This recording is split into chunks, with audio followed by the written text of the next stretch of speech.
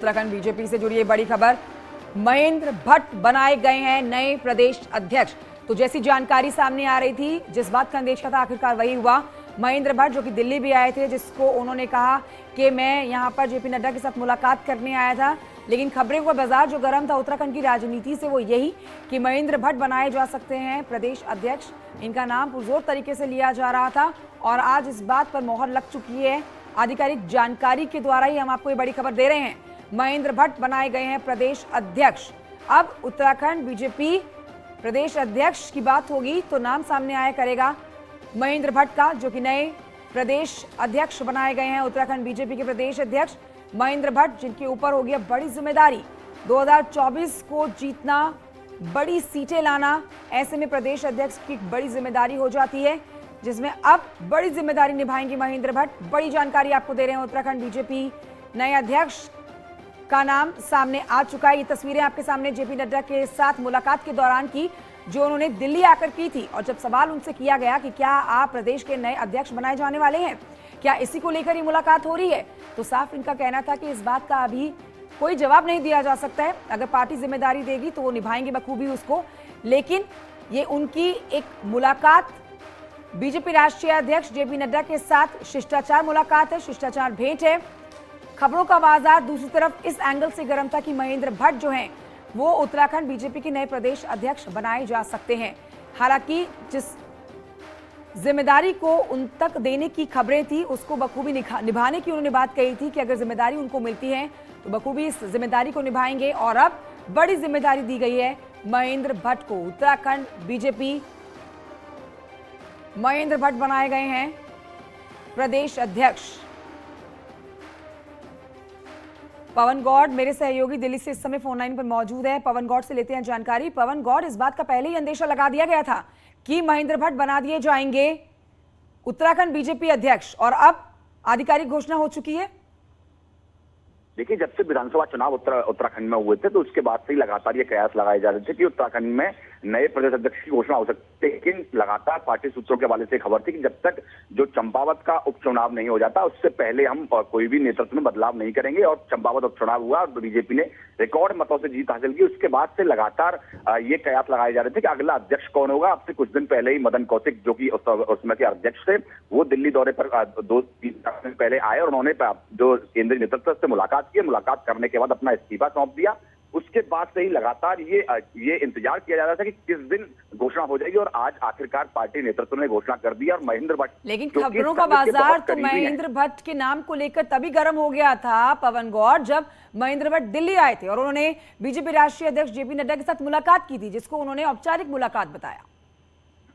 जाहिर तौर पर जिस तरह से लगातार केंद्रीय नेतृत्व से मुलाकात हो रही थी, और महेंद्र भट्ट का अगर बात करें तो महेंद्र भट्ट जो है वो संघ के बड़े करीबी माने जाते हैं, बहुत वरिष्ठ नेता हैं, बद्रीनाथ से विधायक रहे हैं। उसके साथ साथ कई बार बीजेपी के ऊपर ये लगातार कांग्रेस उंगली उठाती रही थी, क्योंकि ये मदन कौशिक को लेकर के ये मैदान से ये हैं। इस बार उनको जो पहाड़ से एक बार फिर से नया अध्यक्ष देकर वो जो कांग्रेस की जो सवाल थे उनको बीजेपी ने खत्म कर दिया है। ठीक है पवन गौड़, मैं लौटूंगी दिल्ली में और क्या हलचल बनी है इस खबर पर आपसे जानकारी लेंगे। फिलहाल चलते हैं उत्तराखंड की तरफ, जहां से सुनील नब्रपात हमें जानकारी देंगे। सुनील नब्रपात, ये आज बड़ा एक अनाउंसमेंट कर दिया गया है, महेंद्र भट्ट के नाम को लेकर नए उत्तराखंड बीजेपी अध्यक्ष बना दिए गए हैं। उत्तराखंड में क्या हलचल है?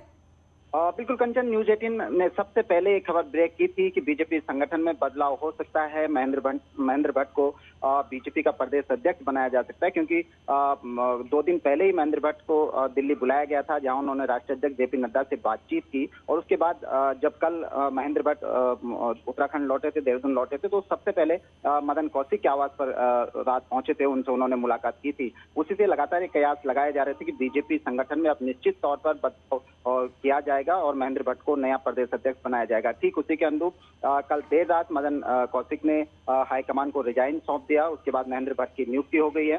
महेंद्र भट्ट पूर्व विधायक रह चुके हैं बीजेपी के चमोली से, और उनको लंबा सांगठनिक अनुभव भी उनके पास है। वो संगठन में भी इससे पहले विभिन्न पदों पर रह चुके हैं, और एक उनको मिलनसार व्यक्ति माना जाता है महेंद्र भट्ट को। लगातार इस बात के कयास इसलिए भी लगाए जा रहे थे कि महेंद्र भट्ट किसी गुटिया राजनीति में भी खास तौर पर नहीं जाने जाते। उनको एक संगठन के व्यक्ति के तौर पर जाना जाता है, जो सबसे इजी गोइंग अप्रोच है और आसानी से हर कार्यकर्ता से वो घुल मिल जाते हैं, उनके साथ अटैच हो जाते हैं। बिल्कुल साफ छवि के महेंद्र भट्ट के साफ छवि के लिए उनको जाना जाता है और खासतौर पर बड़ी बात यह है कि किसी विवाद में उनका नाम नहीं जुड़ा है। लेकिन अब सुनील नप्रभात, इस बात को समझना होगा, एक बड़ी जिम्मेदारी आ गई है उनके कंधों पर।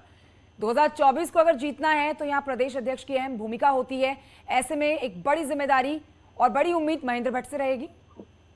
बिल्कुल कंचन, खासकर जब से विधानसभा चुनाव का परिणाम आया उसके बाद से ही लगातार बदलाव के कयास लगाए जा रहे थे कि मदन कौशिक हरिद्वार से बिलोंग करते हैं और हरिद्वार में जहां 11 विधानसभा की सीटें हैं, बीजेपी वहां पर 8 सीटें लूज कर गई थी, 3 सीटें महज वहां पर जीती थी। तो लगातार तब से बदलाव के कयास यहाँ पर लगाए जा रहे थे। संगठन और सरकार के बीच भी इस बीच जो एक कोऑर्डिनेशन होता है उसकी कमी भी आमतौर पर देखी जा रही थी। तो ये लगातार इस बात के कयास लगाए जा रहे थे कि बीजेपी जल्द ही सांगठनिक तौर पर बदलाव कर सकती है और खासकर जब 2024 के लोकसभा चुनाव में जाना और उससे पहले निकाय चुनाव, हरिद्वार में पंचायत चुनाव है, बहुत महत्वपूर्ण घटनाक्रम उससे पहले होने वाले हैं। और अभी अगर आप देखेंगे कि सिर्फ प्रदेश अध्यक्ष ही नहीं बदले जाएंगे, इसके बाद बीजेपी की जो मेन बॉडी है यहाँ पर सांगठनिक की, उसके जो हायर लेवल पर जो पदाधिकारी हैं उनमें भी जल्द ही कुछ महत्वपूर्ण बदलाव हो सकता है। खासकर जो प्रदेश महामंत्री हैं उनमें बदलाव देखने को मिल सकता है। बिल्कुल, और इन बदलावों की जरूरत है और शायद इसी वजह से मदन कौशिक की अब जो कुर्सी है वो चली गई है महेंद्र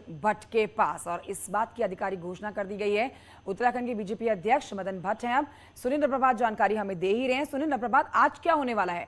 आज का जल्दी से अपडेट दे दीजिए। अब जब इस की घोषणा हो चुकी है कि अब प्रदेश के अध्यक्ष जो होंगे महेंद्र भट्ट होंगे, तो क्या आज कुछ कार्यक्रम रखे जाएंगे उनके स्वागत के लिए? बिल्कुल, क्योंकि महेंद्र भट्ट लगातार जब से दिल्ली से लौटे न्यूज़ 18 लगातार इस बात को अपने दर्शकों तक पहुंचा रहा था कि जल्द ही बीजेपी के अंदर बदलाव हो सकते हैं। हमने अपने दर्शकों को ये बताया था कि कभी भी किसी भी समय ये बदलाव हो सकते हैं। इसी के मद्देनजर महेंद्र भट्ट जब दिल्ली से आए तो लगातार देहरादून में ही डेरा डाले रहे। अभी वो ऋषिकेश में मौजूद हैं, कुछ देर में वो बीजेपी प्रदेश ऑफिस में पहुंचने वाले हैं।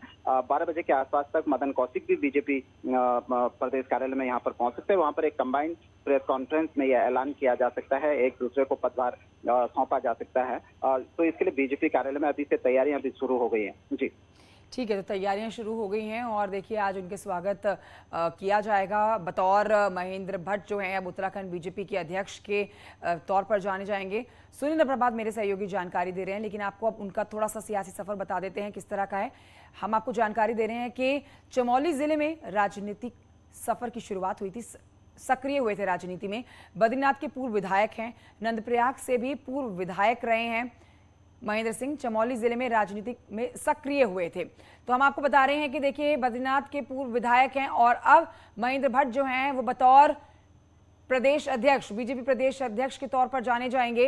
एक बड़ी जिम्मेदारी उनके कंधों पर आई है और अगर 2024 को जीतना है, पाटना है, बड़ी जीत दर्ज करनी है, तो ऐसे में बहुत ज्यादा एक्टिव मोड पर रहना होगा और अभी से शुरू किया जाएगा, तब जाके 2024 हाथ में लगेगा।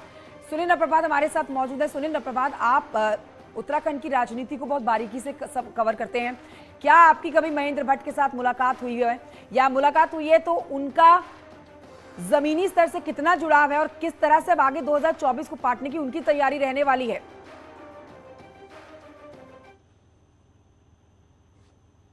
ये देखा होगा कि सिर्फ न्यूज़ 18 ने महेंद्र भट्ट की बाइट को चलाया था। महेंद्र भट्ट से हमारी बातचीत हुई थी जब वो दिल्ली से लौटे थे।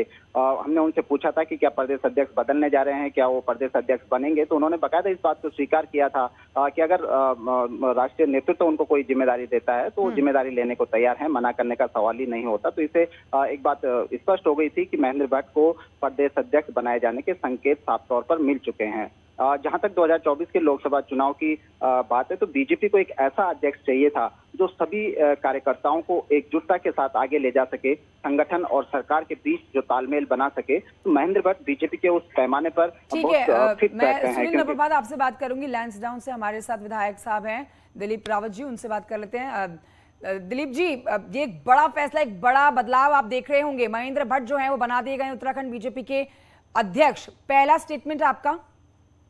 बिल्कुल, बहुत बड़ा स्वागत है हमको। तो मैं समझता हूँ कि भारतीय जनता पार्टी की यही पद्धति है कि छोटे से कार्यकर्ता को कब कौन सी जिम्मेदारी दी जाए, और भारतीय जनता पार्टी का कार्यकर्ता हर समय जिम्मेदारी के लिए रहता है। तो मैं समझता हूँ कि एक नीचे स्तर के कार्यकर्ता को इतनी बड़ी जिम्मेदारी देना, निश्चित रूप से मैं बहुत बहुत बधाई देता हूँ महेंद्र भट्ट जी को। ठीक है सर, आपकी तरफ से तो बधाई दी गई है और आज कार्यक्रम भी होने वाला है।